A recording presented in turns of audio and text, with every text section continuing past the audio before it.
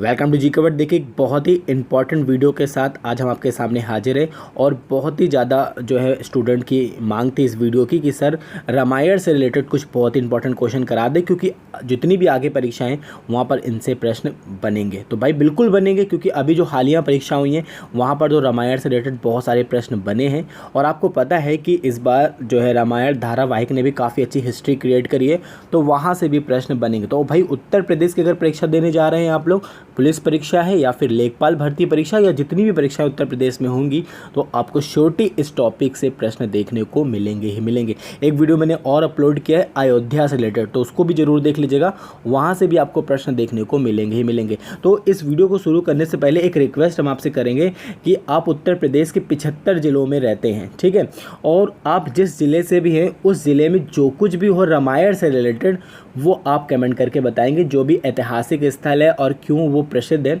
ऐसा करेंगे आप तो हम लोग इस टॉपिक से बहुत सारे प्रश्न तैयार कर लेंगे कमेंट सेक्शन में, ठीक है। तो बहुत सारे बच्चे कमेंट सेक्शन में जाते हैं, उनको पढ़ते हैं, तो वहाँ से भी उनको कुछ क्वेश्चन तैयार हो जाएंगे। इससे क्या होगा कि हम ज़्यादा से ज़्यादा रामायण से संबंधित प्रश्न को तैयार कर लेंगे। इस वीडियो में जितने भी मोस्ट सिलेक्टेड प्रश्न हैं वो रख लिए गए हैं जो आपको एग्ज़ाम में बहुत हेल्प करने वाले हैं, ठीक है।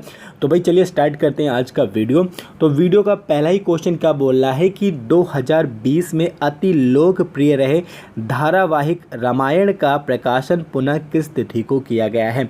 तो हम आपको बता दें कि जो धारावाहिक है रामायण, ये वर्ल्ड वाइड इसने मतलब रिकॉर्ड बनाया है कि सर्वाधिक देखा जाने वाला ये धारावाहिक बन गया है, और ये करंट अफेयर मैंने आपको कराया भी था, तो आपको याद रखना है। तो इसका पुनः प्रकाशन जो है किस तिथि को किया गया है ये आपसे पूछा जा रहा है। मोस्ट आईएमपी क्वेश्चन है, ऐसे आपसे पूछा जाएगा, ठीक है। तो भाई इसका जो प्रकाशन पुनः किया गया है वो 28 मार्च 2020 को। बहुत ही अच्छे क्वेश्चन है इस वीडियो में। अभी नीचे चलें तो आपको बहुत कुछ जो है एक्स्ट्रा नॉलेज भी हो जाएगा रामायण से रिलेटेड, और ये क्वेश्चन आपको आने भी चाहिए, ठीक है। तो चलिए आगे देखते हैं नेक्स्ट क्वेश्चन। नेक्स्ट क्वेश्चन की अगर हम बात करें कि रामायण के अनुसार युद्ध में किस प्रतिभागी की तलवार का नाम चंद्रहास था, ठीक है। तो भाई रामायण में युद्ध हुआ है तो आपको पता है, तो यहाँ पूछा क्या जा रहा है कि किस प्रतिभागी की तलवार का नाम क्या था, चंद्रहास था। और ये प्रश्न जो है एक एग्जाम में भी हालिया में पूछा जा चुका है, ठीक है। तो भाई चंद्रहास जो है किसकी जो है तलवार का नाम था ये आपसे पूछा जा रहा है। आपके ऑप्शंस में है मेघनाद, कुंभकर्ण, रावण या फिर विभीषण। तो हम आपको बता दें कि चंद्रहास जो नाम था वो रावण की तलवार का नाम था। बहुत इंपॉर्टेंट क्वेश्चन है, याद रखिएगा। फिर हम नेक्स्ट क्वेश्चन की बात करेंगे कि तुलसीदास द्वारा लिखित रामायण को आधार के रूप में मान्यता देने के पश्चात निम्नलिखित में से जो है किस वर्ष को भारत में जो है प्रथम बार रामानंद सागर ने रामायण धारावाहिक का जो है प्रसारण किया। तो देखिए इसकी एक मैं हिस्ट्री बताऊंगा। यहाँ पर मैंने इस क्वेश्चन को क्यों लिया, तो जो रामानंद सागर जी हैं वो मतलब मैं उनका एक इंटरव्यू देख रहा था, उन्होंने कहा था कि जब हम लोग रामायण मतलब बना रहे थे तो बहुत सारे ऐसे लोग थे जो इश्यूज़ करते थे, क्योंकि क्या होता था कि देखिए रामायण बहुत सारी लैंग्वेज में लिखी गई है, ठीक है। साउथ में की अलग लैंग्वेज है और मतलब पूरी दुनिया में इसमें उसको अलग अलग लैंग्वेज में लिखा गया है। तो हर चीज़ का जो मतलब पात्र घटनाएं जो होती हैं वो कहीं ना कहीं हर जगह पर चेंज होती हैं, ठीक है।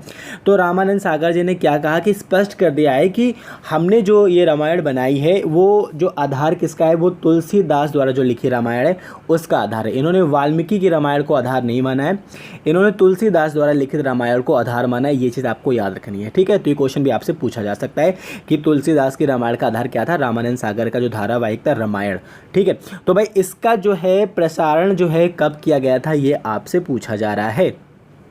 तो भाई देखिए स्टार्टिंग में रामायण थोड़ा सी स्लो मतलब मोशन में स्टार्ट हुआ था, लेकिन अपने लास्ट चरण में रामायण एक बहुत ही अच्छा मतलब धारावाहिक बन गया था।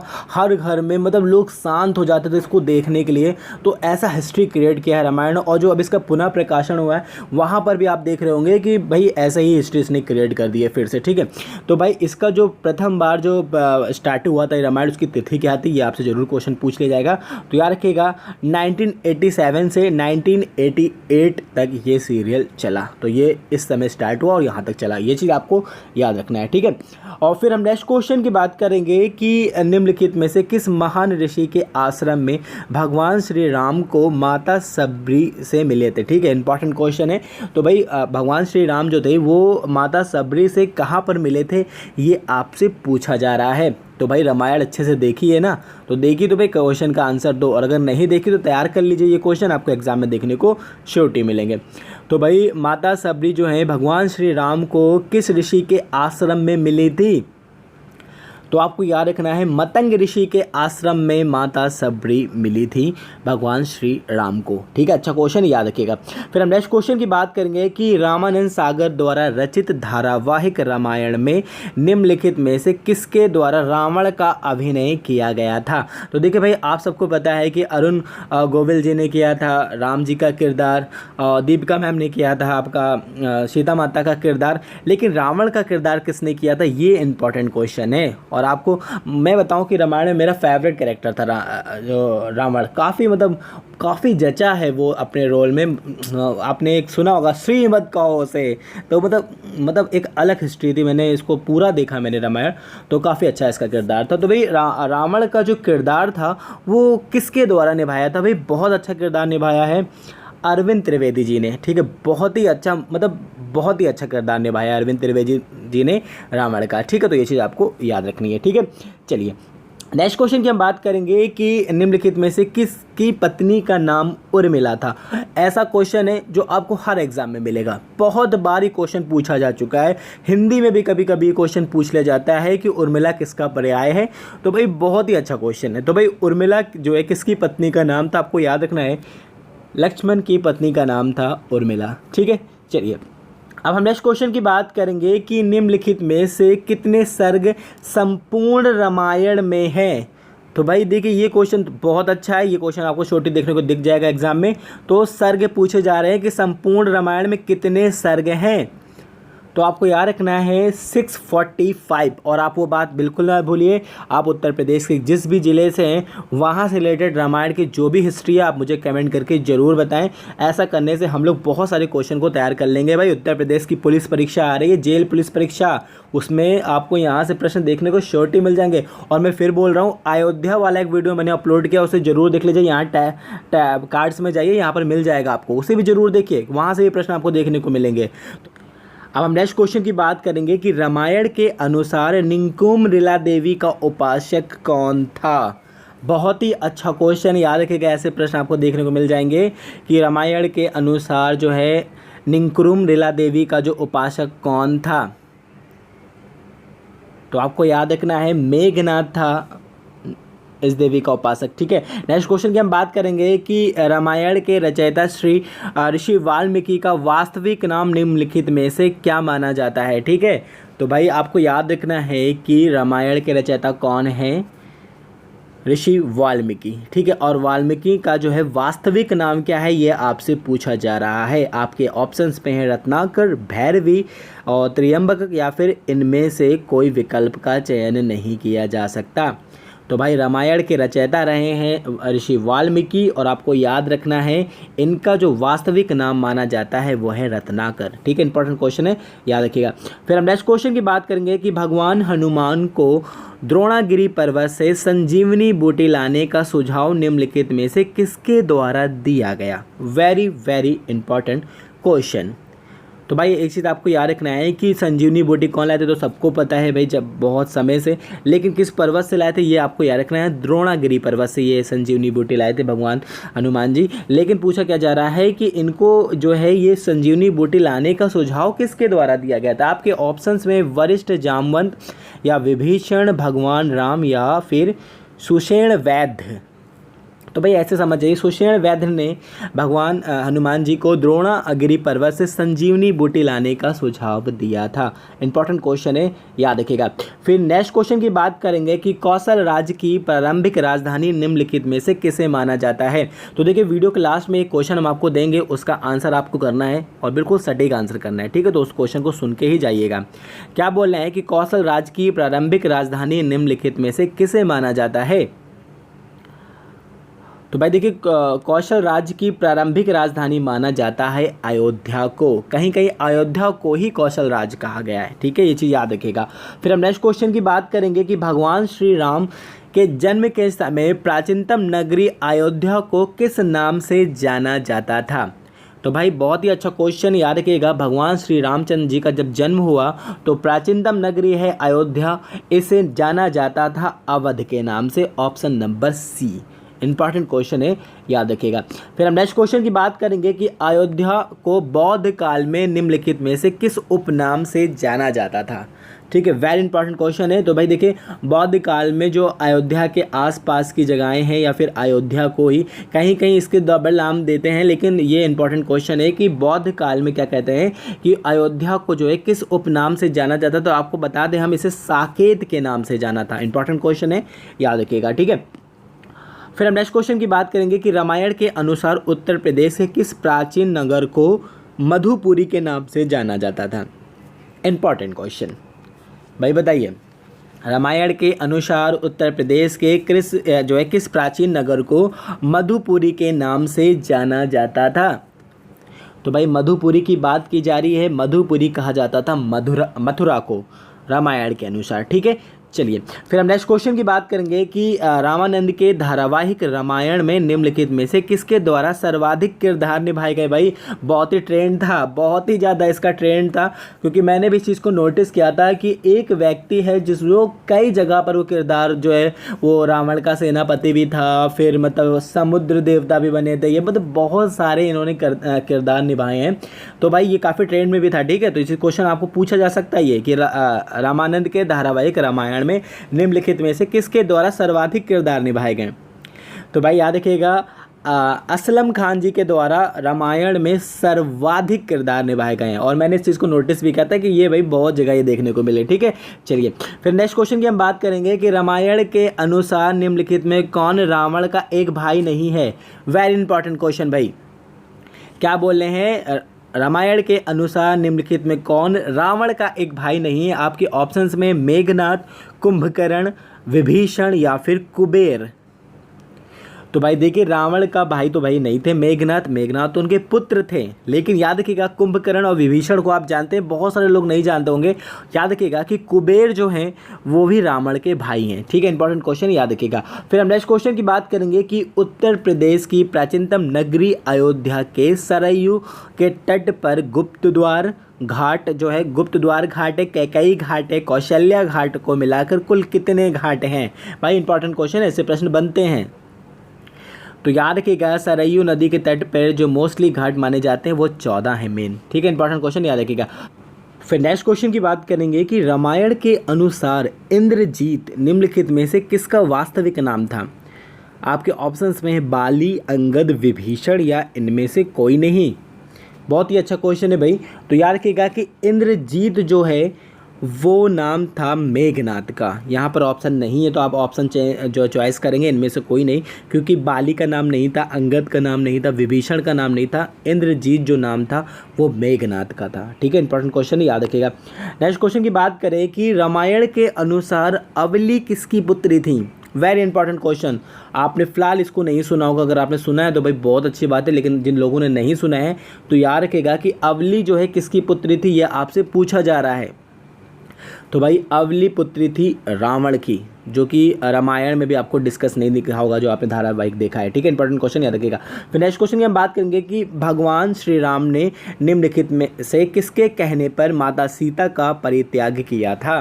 वेरी इंपॉर्टेंट क्वेश्चन है भाई, भगवान श्री राम ने किसके कहने पर माता सीता का परित्याग किया था। तो आपको याद रखना है दुर्मुख के कहने पर। इंपॉर्टेंट क्वेश्चन है, याद रखिएगा, पूछा जा सकता है ये आपसे। फिर नेक्स्ट क्वेश्चन की बात है कि रावण पुष्प विमान निम्नलिखित में से किससे हासिल किया था रावण ने, ठीक है। इंपॉर्टेंट क्वेश्चन है।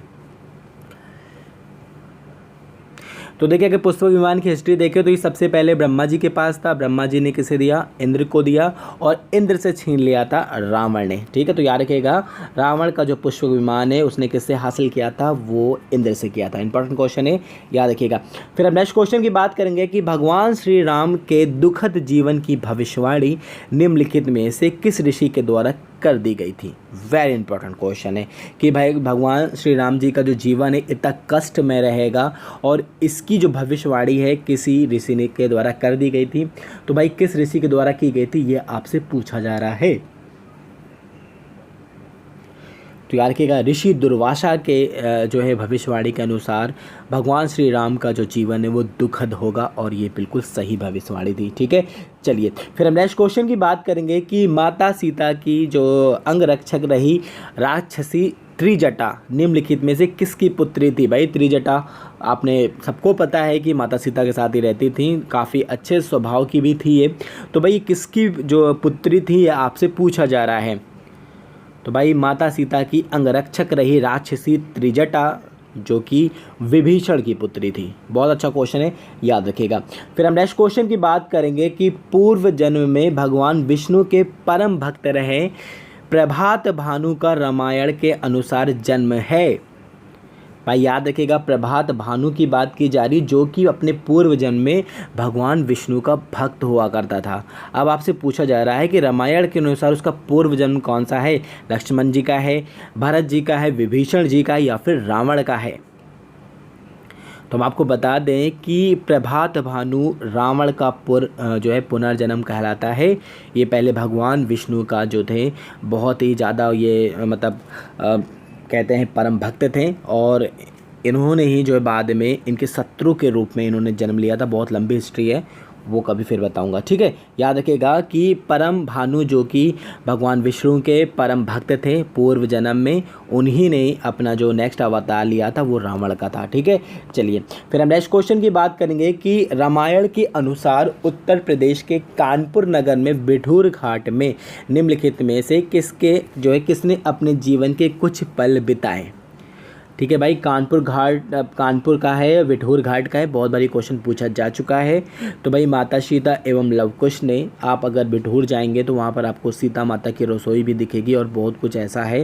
तो भाई देखिए मैं कानपुर नगर का ही हूँ तो मैं आपको बता दूँ ये कन्फर्म है। बहुत सारे लोग चित्रकूट से भी बोल रहे थे, बहुत सारे लोग अलग अलग जगह से बोल रहे थे, तो भाई वहाँ पर भी हो सकता है, भाई बिल्कुल होगा, लेकिन ये बिठूर की बात की जा रही कानपुर की और यहाँ पर भी है। ठीक है, इंपॉर्टेंट क्वेश्चन याद रखिएगा। फिर हम नेक्स्ट क्वेश्चन की बात करेंगे कि रामायण के अनुसार निम्नलिखित में से किस नदी का प्राचीन समय में नाम विपाशा था। इंपॉर्टेंट, वेरी इंपॉर्टेंट क्वेश्चन है भाई। विपाशा किस नदी का नाम था, ये वाल्मीकि की रामायण में इसका उल्लेख है। तो याद रखिएगा यहाँ पर जो नाम था ये व्यास नदी का था, विपाशा नाम। ठीक है, इंपॉर्टेंट क्वेश्चन याद रखिएगा। फिर हम नेक्स्ट क्वेश्चन की बात करेंगे कि भरत निम्नलिखित में से किसके पुत्र थे।